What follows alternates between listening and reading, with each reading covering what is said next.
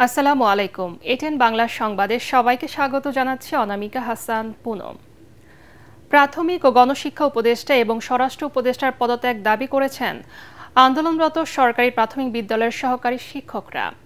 কেন্দ্রীয় শহীদ মিনারে অবস্থান নিয়ে দুই উপদেষ্টার পদত্যাগ দাবি করেন আন্দোলনের প্রধান সমন্বয়কারী মাহবুবুর রহমান চঞ্চল। জানান, 10ম গ্রেড সহ 3 দফা দাবি আদায় না করে তারা ঘরে ফিরবেন না। এর আগে শাহবাগে পুলিশি হামলার প্রতিবাদে অনির্দিষ্টকালের কর্মবিরতি শুরু করেন দেশের সব সরকারি প্রাথমিক বিদ্যালয়ের সহকারী শিক্ষকরা। এতে বন্ধ হয়ে গেছে সারা দেশের প্রায় 65,000-এর বেশি বিদ্যালয়ের পাঠদান কার্যক্রম। এর অংশ হিসেবে রাজধানী কেন্দ্রীয় শহীদ মিনারে অবস্থান কর্মসূচি পালন করছেন তারা। প্রাথমিক সহকারী শিক্ষক সংগঠন ঐক্য পরিষদের আহ্বায়ক ও প্রাথমিক বিদ্যালয় সহকারী শিক্ষক সমিতির কেন্দ্রীয় সভাপতি শামসুদ্দিন মাসুদ বলেন, শিক্ষকদের উপর পুলিশি হামলার প্রতিবাদ ও 3 দফা দাবি বাস্তবায়নে দেশের সব প্রাথমিক বিদ্যালয়ে এই কর্মবিরতি চলবে।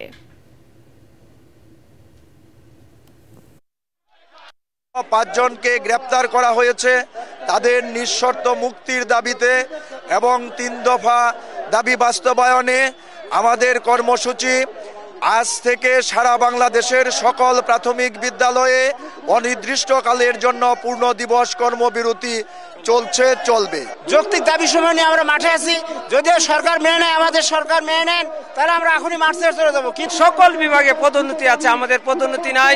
আমাদের শিক্ষকদের উপরে যে অমানবিক অত্যাচার এবং তাদের উপরে যে প্রশাসন যে অত্যাচার করেছে, এইটার প্রতিবাদে আমরা লাগাতার কর্মসূচি চালিয়ে যাব ইনশাআল্লাহ। নেতা কর্মীদের প্রতি দরদ নেই বলে শেখ হাসিনা পালিয়ে গেছেন, অথচ অবর্ণনীয় নির্যাতন নিপীড়নের পরেও বেগম খালেদা জিয়া দেশ ছেড়ে যাননি বলে মন্তব্য করেছেন বিএনপি মহাসচিব মির্জা ফখরুল ইসলাম আলমগীর। ঠাকুরগাঁও স্থানীয় ভোটারদের সাথে মতবিনিময় সভায় তিনি জানান, জাতীয় নির্বাচনের আগে গণভোটের কোনো সুযোগ নেই। মির্জা ফখরুল আরও বলেন, সংস্কার প্রশ্নে বিএনপি রাজি, তবে সেসব সংস্কারে বিএনপি রাজি নয়, তা সংসদে আলোচনার মাধ্যমে পাশ হবে।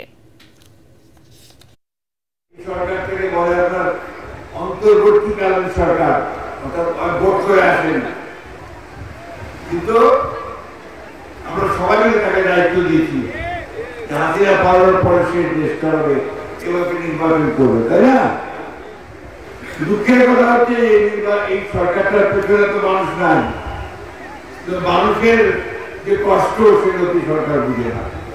কৃষকের কষ্ট কোথায়, সমস্যা কোথায়, এই সরকার বুঝে না।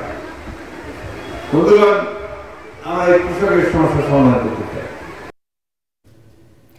জাতীয় সংসদ নির্বাচন নিয়ে শঙ্কার কোনো কারণ নেই বলে জানিয়েছেন আইন উপদেষ্টা আসিফ নজরুল। তিনি বলেন, সরকার ফেব্রুয়ারির প্রথমার্ধে নির্বাচন আয়োজনে বদ্ধপরিকর। রাজশাহীতে সাংবাদিকদের প্রশ্নের জবাবে তিনি এইসব কথা বলেন। উপদেষ্টা আরও বলেন, 16-17 বছর নির্বাচন না হয় মানুষের মধ্যে কিছুটা শঙ্কা আছে, তবে এবার উৎসব মুখর পরিবেশে ভোট হবে।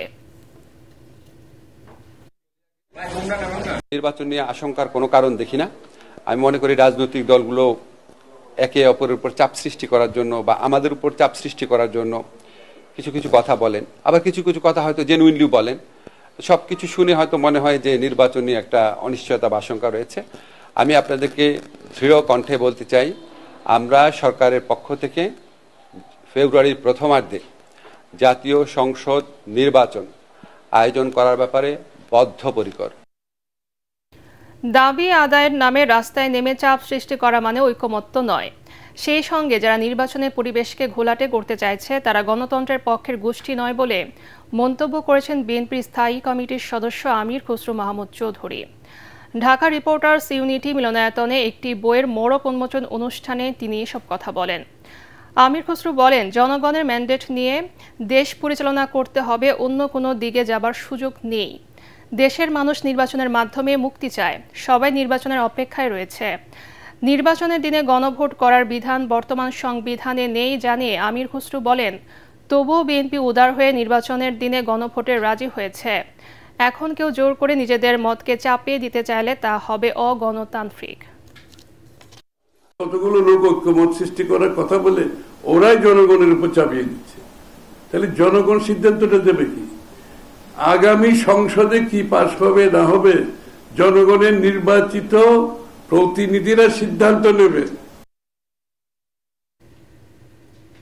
নির্বাচনের আগেই IMF এর ষষ্ঠ কিস্তির টাকা ছাড় হচ্ছে না বলে জানিয়েছেন অর্থ উপদেষ্টা ডক্টর সালেউদ্দিন আহমেদ। তিনি জানান, নির্বাচনের পর তাদের প্রতিনিধি আবারও বাংলাদেশে আসবে।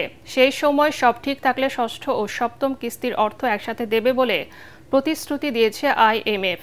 সচিবালয়ের সাংবাদিকদের সাথে আলাপকালে এসব কথা জানান অর্থ উপদেষ্টা।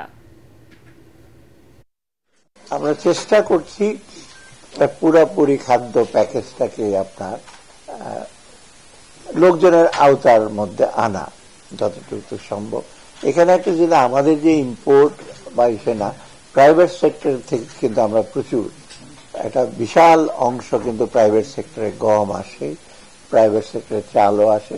অর্থাৎ ওইটা কিন্তু বাজারকে একটা আপনার কি বলে একটু স্থিতিশীল রাখে, না হলে কিন্তু শুধু সরকারের টাকা দিয়ে আনা চলবে। পরবর্তী সংবাদ দেখার আমন্ত্রণ জানিয়ে এখনকার মতো শেষ করছি।